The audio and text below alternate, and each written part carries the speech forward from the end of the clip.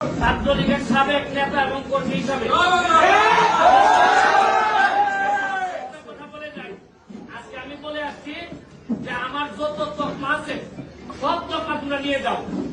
আমার মানবতাবাদী বলতে এখন তোমরা বেঈমান বলো, কোনো অসুবিধা নাই। শেষ বিন্দু পর্যন্ত আমি বঙ্গবন্ধু কন্যা জননেত্রী শেখ হাসিনার সাথে আছি এবং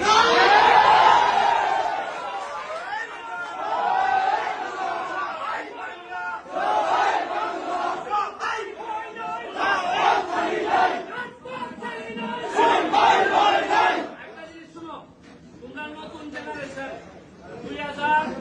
2001 পরে আমি রিপন নতুন ভাইদের সাথে বাবু ভাইদের সাথে ইয়াকুত ভাইদের সাথে রাজনীতি করার সুযোগ পাইছিলাম।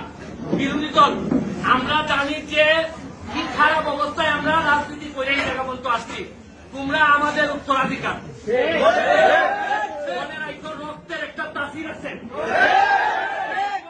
আদর্শের সৈনিকরা যদি একবার চালাই যায় তাদেরকে কেউ আর দাবাই রাখতে পারে।